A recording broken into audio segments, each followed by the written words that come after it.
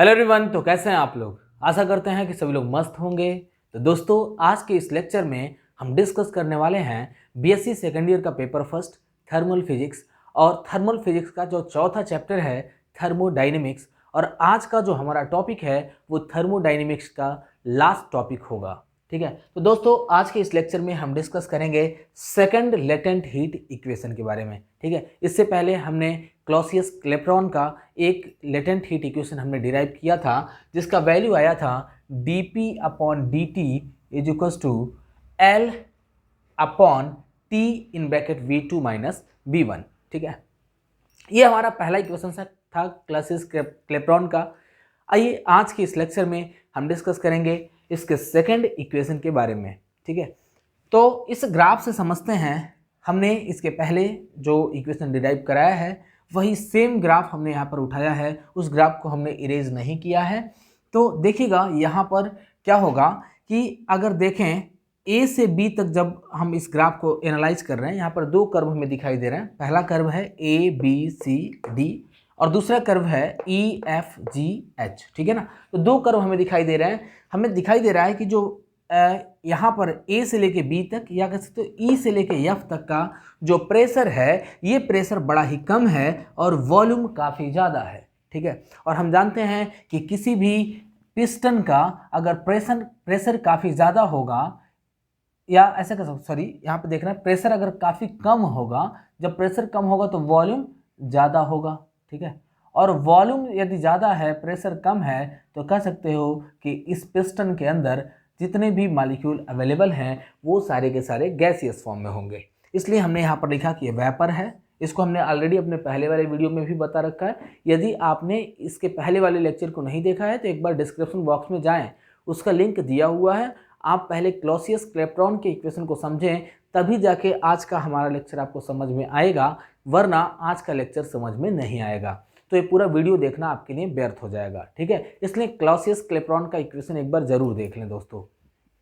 तो आइए यहाँ पर देखते हैं, यहाँ पे हमें मिल जाएगा, अगर बात करते हैं इस रीजन की बी से लेकर सी तक की, तो बी से लेकर सी तक में हम देख रहे हैं कि प्रेशर का वैल्यू इससे कम, इसकी अपेक्षा थोड़ा ज़्यादा हो गया है और जो वॉल्यूम है वॉल्यूम थोड़ा कम हो गया है। ठीक है, तो जब वॉल्यूम कम होगा प्रेशर ज़्यादा होगा, तो इस कंडीशन में हमने बताया था कि जो वेपर है उसका कुछ अमाउंट लिक्विड फेज में आ जाएगा और कुछ अमाउंट वेपर फेज में ही रहेगा।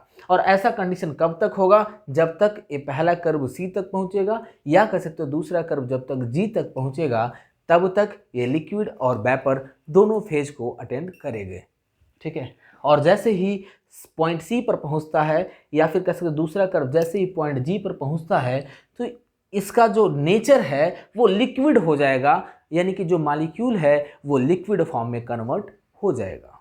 ठीक है ना, इसका मॉलिक्यूल किस फॉर्म में कन्वर्ट हो गया, क्योंकि लिक्विड फॉर्म में, क्योंकि हम देख रहे हैं कि यहाँ पर प्रेशर ज़्यादा है और प्रेशर जब ज़्यादा होगा तो वॉल्यूम कम हो जाएगा। मीन्स अगर हम इसके प्रेशर को बढ़ा दें तो इसका वॉल्यूम डिक्रीज होगा, और वॉल्यूम डिक्रीज होने का सेंस क्या है कि इसके जो मॉलिक्यूल हैं पास पास आ जाएंगे, और जब मॉलिक्यूल पास पास आएंगे तो ये लिक्विड फॉर्म में कन्वर्ट हो जाएगा कुछ इस वे में। ठीक है, यहाँ पर देखो, अगर हम बात करते हैं चेंज इन हीट की, इस कर्व के अकॉर्डिंग देखें, from curve B C G F, from curve B C G F.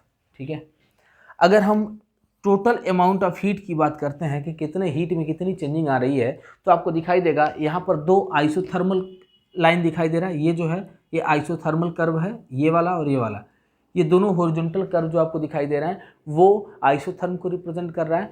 और जो ये जो आपका कर्व है, यानी ये जो वर्टिकल कर्व जो आपको दिखाई दे रहा है, यह कह सकते हैं आप कि एडियाबेटिक कर्व को रिप्रेजेंट कर रहा है। ठीक है, तो यहाँ पर देखो, अगर हम देखें फर्स्ट स्टेप में कह सकते हो सी से लेके जी तक, यानी कि एडियाबेटिक हीट, इसकी वैल्यू कितनी होती है, C1 dt हो जाएगा माइनस, सॉरी अभी यहाँ पे प्लस लिखते हैं क्योंकि इस कंडीशन में जी से लेके एफ तक के लिए हो जाएगा। लेटेंट हीट इसका L है तो L लिखा गया, देखो Q1 की वैल्यू कितनी लिया गया है L, और जो Q2 है Q2 में L माइनस डी टी इसका लेटेंट हीट लिया गया है, क्योंकि हम देख रहे हैं कि दोनों का जो टेम्परेचर डिफरेंस है, कुछ ना कुछ टेम्परेचर डिफरेंस होगा, dt का टेम्परेचर डिफरेंस है, यानी कि लेटेंट हीट में भी कुछ डिफरेंस होगा। पहले का लेटेंट हीट L है तो दूसरे का latent heat L minus d L होगा। ठीक है, तो यहाँ पर देखिएगा, और अब हम F से जब B तक आएंगे तो इस कंडीशन में हम जानते हैं कि इसका ऑर्डर रिवर्स हो जाएगा, कुछ इस वे में ऐसे हो जाएगा। इसका ऑर्डर नीचे की तरफ जो लेकर के आते हैं तो C2dt हो जाएगा इसका हीट। ठीक है, और जब आप B से लेकर C तक आओगे तो माइनस यहाँ पर जो लेटेंट हीट होगा L माइनस डी एल हो जाएगा। ठीक है, इस पूरे वैल्यू को सॉल्व करने पर मिलेगा आपको C1 माइनस C2, और इसमें हम dt को कॉमन ले लेते हैं, L से L कैंसिल हो जाएगा, मीन्स मिलेगा प्लस dl। ओके, और आगे बढ़ते हैं, and as we know that, या ऐसे लिखते हैं, एंड वर्क डन जो होगा, work done will be equal to area of the curve, इस कर्व के एरिया को ही हम लोग वर्क डन कह सकते हैं। तो सिंपली यहाँ पर D W is equal to मिलेगा। अच्छा देखो, यहाँ पे हमने वर्क डन बड़ा कम लिया है, डी डब्ल्यू वर्क डन क्यों लिया, क्योंकि दोनों के प्रेशर के बीच का जो डिफरेंस है वो dp है, बड़ा ही कम डिफरेंस है, इसलिए हमने लिखा dw। देखिएगा dw इक्वल टू क्या मिल गया, dp इन ब्रैकेट, इसका हाइट मिल गया dp, और देखते हैं इसका बेस कितना है, तो बेस इसका मिल जाएगा v2 माइनस वी1। ठीक है ना, तो मिलेगा v2 माइनस वी1। ठीक है, तो dw इक्वल टू मिल गया dp in bracket v2 minus V1. Okay, अब देखो, ये हमारा पहला इक्वेशन को सपोज कर लिया हमने। अब ऐसे लिखोगे, अकॉर्डिंग टू क्लॉसियस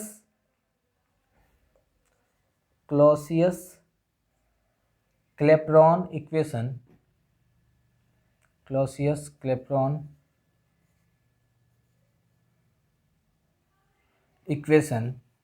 ठीक है, क्लॉसियस क्लेपेरॉन इक्वेशन के अकॉर्डिंग आपने फाइंड किया था dp upon dt is equals to L upon T in bracket v2 minus v1। ठीक है, इस इक्वेशन को आपने डिराइव किया था, ठीक है, according to Clausius क्लेपेरॉन।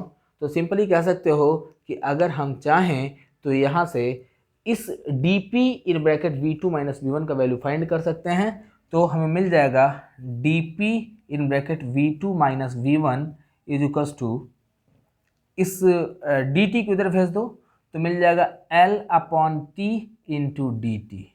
Okay, L upon T into D T. Just minute guys, इसे थोड़ा सा हम इरेज करते हैं, फिर आगे बढ़ते हैं। इसको इरेज करके इस ग्राफ को हम इरेज कर दे रहे हैं।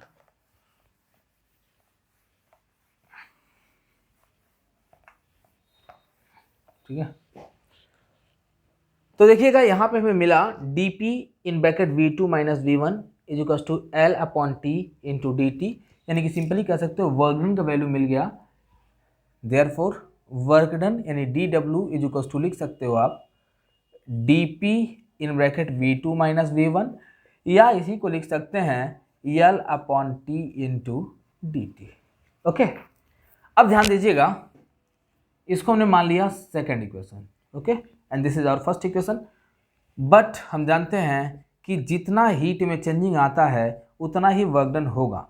आपने पढ़ा है कि हीट में जितनी चेंजिंग आती है उतना ही क्या होता है, वर्क डन होता है। तो सिंपली हम क्या करते हैं, दोनों को कंपेयर कर लेते हैं। यहाँ पे चलो, यहाँ पे हाँ ठीक है, यहाँ पर लिखते हैं dw की जगह पे dw का वैल्यू लिख लेते हैं, ठीक है, और dq की जगह पे dq का वैल्यू लिख लेते हैं। तो देखो dw का वैल्यू कितना है, dp in bracket v2 minus v1, और इस पूरे को सॉल्व करने पर देखो कितना मिला है, पूरे को सॉल्व करने पर मिला है आपको L upon T into D T. ठीक है, और बराबर मिल गया क्या, C1 minus C2 into D T plus DL। Okay, so guys यहाँ पे हम क्या करेंगे, जो DL है DL को दूसरे साइड में ट्रांसफ़र करते हैं। ठीक है, तो dl को दूसरे साइड में ट्रांसफ़र करके देखते हैं हमें क्या मिलता है। तो मिल जाएगा simply C1 minus C2 into D t will be equals to, dl को इधर भेज दो तो L upon T into D t minus d l, क्योंकि यहाँ पे प्लस डी एल है, इधर आके माइनस डी एल हो गया है। ठीक है, अब फिर देखो तो C1 माइनस C2 बराबर मिल जाएगा, इस dt को दूसरे साइड में भेजोगे तो जैसे ही आप dt को दूसरे साइड भेजोगे तो dt पहले वाले इक्वेशन में नीचे जाएगा, यानी कि L अपॉन टी, और यहाँ पे dt अपॉन dt कैंसिल हो जाएगा, माइनस अब dt जब दूसरे वाले इक्वेशन में जाएगा तो मिलेगा dl अपॉन dt।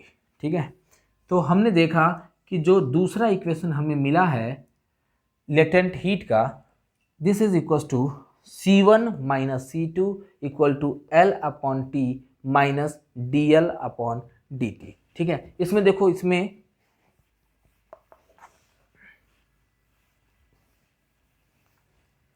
साथ साथ हमारे लिखते भी चलो आप, क्योंकि जैसे जैसे साथ साथ लिखते जाएंगे तो आपका नोट्स भी प्रिपेयर होता जाएगा। ठीक है, और वैसे भी आज का जो लेक्चर है वो हमारा आखिरी लेक्चर है इस चैप्टर का, और इसके बाद हम कल से स्टार्ट करेंगे ऑप्टिक्स। ठीक है, तो फिलहाल देखते हैं इधर, तो यहाँ पे मिल जाएगा वेयर यल क्या है बच्चों, लेटेंट हीट, C1 C2 आपका स्पेसिफिक हीट हो गया, और T क्या हो गया, टेम्परेचर हो गया। ठीक है ना, तो ये रहा आज का derivation, second equation of latent heat. लगभग आपको समझ में आया होगा कि कैसे हम इस फार्मूले को डिराइव करेंगे। तो दोस्तों आज के लिए बस इतना ही, मिलेंगे आपसे अगली वीडियो में एक नई एनर्जी के साथ, और अगले वीडियो में हम डिस्कस करेंगे ऑप्टिक्स, और ऑप्टिक्स को हम स्टार्ट करेंगे बिल्कुल बेसिक से, और बड़े ही बेसिक चीज़ों से लेकर स्टैंडर्ड लेवल तक जाएंगे। ठीक है, तो अगर आप हमारे चैनल पर नए हैं तो इस चैनल को सब्सक्राइब कर लें, साथ ही साथ बेल आइकन दबाना तो बिल्कुल भी ना भूलें, क्योंकि दोस्तों हम अपने इस चैनल पर क्लास 9 से लेकर 12 तक के एकेडमिक वीडियोस को अपलोड करते हैं फिजिक्स के, जो कि बिल्कुल एनसीईआरटी बेस्ड होते हैं और टॉपिक वाइज होते हैं, और साथ ही साथ हम बीएससी के भी लेक्चर्स को प्रोवाइड करते हैं। तो इस चैनल को सब्सक्राइब कर लें और अपने छोटे या बड़े भाई बहन को भी शेयर करें, हमें भी सपोर्ट करें, क्योंकि आपके एक लाइक से हमारा हौसला और बढ़ता है। तो दोस्तों तब तक के लिए विदा लेंगे, मिलते हैं आपसे अगले वीडियो में। जय हिंद दोस्तों।